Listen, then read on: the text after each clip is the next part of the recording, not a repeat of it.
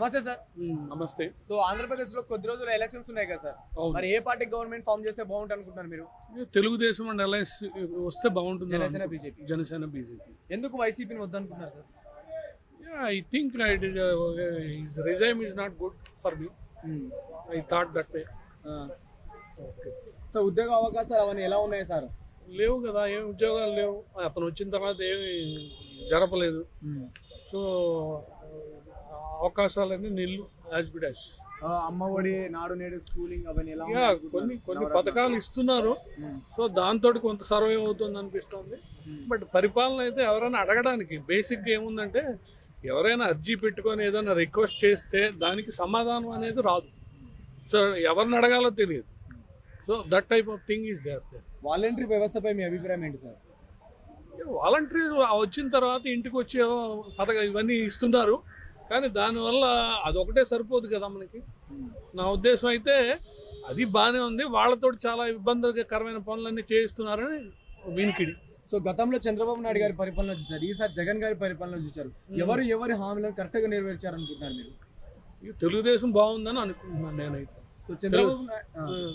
చంద్రబాబు నాయుడు గారి పరిపాలన చాలా బాగుందని, విజనరీగా ఉంటుంది, ప్లానింగ్ బాగుంటుంది. సో ఈ టైప్ ఆఫ్ ఇబ్బంది కలగదేమో అని నా ఉద్దేశం. కొడాలని అదేవిధంగా రోజా గారి పైన మీ అభిప్రాయం ఏంటి? ఏమో ఇప్పుడు పొలిటీషియన్స్ రకరకాలుగా తిట్టుకుంటుంటారు. అవన్నీ కొంచెం టీవీలో చూస్తే చాలా ఇబ్బందిగా అనిపిస్తుంటుంది వాళ్ళ స్పీచ్లు. జగన్మోహన్ రెడ్డి గారు చేసిన ఒక మంచి పని మీకు ఏదైనా చెప్పండి సార్. మంచి పని ఏం లేదు యాక్చువల్గా. అదే ఇప్పుడు ఇంటికి వచ్చి రేషన్ ఇవ్వడం అంతా బాగానే ఉంది. చాలా మందికి అడ్వాంటేజ్ ఉంది. అదొకటి కొంచెం మంచి పనిగా కనిపిస్తుంది. కానీ వాళ్ళతో చాలా పనులు చేస్తున్నారని ఎలిగేషన్ చాలా ఉన్నాయి. అది ఎంతవరకు ఇదో నాకు తెలియదు సార్. ఇప్పుడు వైఎస్ షర్మిల గారు కాంగ్రెస్ చేరి అన్నపై విమర్శలు చేస్తున్నారు కదా, సో దాని మీద మీ అభిప్రాయం ఏంటి సార్? ఒకసారి మళ్ళీ అడగండి. వైఎస్ షర్మిల గారు, సొంత చెల్లెలు షర్మిల గారు అన్నపై విమర్శలు చేస్తున్నారు కదా కాంగ్రెస్ లో చేరి, సో దాని మీద మీ అభిప్రాయం ఏంటి? ఏమో అది యాక్చువల్గా ఆ ఎలిగేషన్స్ అన్ని కరెక్టే అని నేను అనుకుంటున్నాను. ఆమె చేసేవి ఇంతకుముందు కూడా చాలా మంది చేశారు కదా. ఆ ఎలిగేషన్స్ అన్ని కరెక్టేమో అని పూర్తిగా తెలియదు. అన్ని కేసుల్లో ఉంది కాబట్టి తెలియదు. నా బేసిక్ ఒపీనియన్ అయితే ఏంటంటే, యాక్చువల్గా ఏదైనా హై లెవెల్ కరప్టెడ్ పీపుల్ ఉంటే వాళ్ళకి ఎలక్షన్ మన జ్యుడిషియరీ వ్యవస్థ ఏం చేయాలంటే, విత్ ఇన్ 1 or 2 months వాడిని పనిష్ అన్న చేయాలి, లేదంటే క్లీన్ చిట్ ఇచ్చి అన్న కూర్చోబెట్టాలి. ఒక పని చేయకుండా ఒక 5 ఏళ్ళు కూర్చోబెట్టి 5 ఏళ్ళు కొల్లబొడిచేసి స్టేట్ని అంతా నార్మల్ చేస్తే తర్వాత ఇతను నిందితుడు అని తెలిసింది అనుకోండి, అప్పుడు ఇబ్బంది కదా. నిందితుడు అంటాను, యాక్చువల్గా నేరం ప్రూవ్ అయితే ఇప్పుడు ఆల్రెడీ పరిపాలించిన 5 సంవత్సరాలు ఎవరి అకౌంట్లోకి వెళ్తుంది? ఈ తప్పులన్నీ ఎవరి అకౌంట్లోకి వెళ్తాయి? అది నాకు బేసిక్ క్వశ్చన్. కొంచెం ఇబ్బందిగా అనిపిస్తుంది. సో ఒక రాష్ట్రానికి 3 రాజధానులపై మీ అభిప్రాయం ఏంటి? 3 రాజధానులు ఉంటే తప్పని నేను అనుకోవట్లేదు, కానీ అసలు రాజధాని అనేది కావాలి కదా. రాజధాని అనేది కావాలి కదా ఏపీకి. అది లేకుండా పోయింది. 3 రాజధానులు ఉన్నా పెద్ద ఇబ్బంది కాదు, కానీ చాలా అన్ని స్టేట్లకి ఇప్పటివరకు ఒకటే రాజధాని ఉండేది. సో ఇప్పుడు ఈయన వచ్చిన తర్వాత 3 అన్నాడు. చేసి బాగుంది బాగాలేదు అని అన్నాను, బాగానే ఉంది, కానీ అసలు ఇప్పటి వరకు అసలు ఏ రాజధానికి లేదు ఏపీకి అయితే. వైజాగ్ అని చెప్తున్నారు కదా సార్ రాజధాని అంటున్నారు, కానీ అఫీషియల్గా లేదుగా. అఫీషియల్గా ఇంతవరకు దే ఆర్ నాట్ డిక్లేర్డ్. ఇప్పుడు చంద్రబాబు గారు గెలిస్తే రాజధాని ఏది ఉండొచ్చు? అమరావతి ఉండొచ్చా, లేకపోతే మళ్ళీ? నేను అనుకోవడం అమరావతి ఉంటుంది, ఎందుకంటే చాలా స్పెండ్ చేశారు దాని మీద.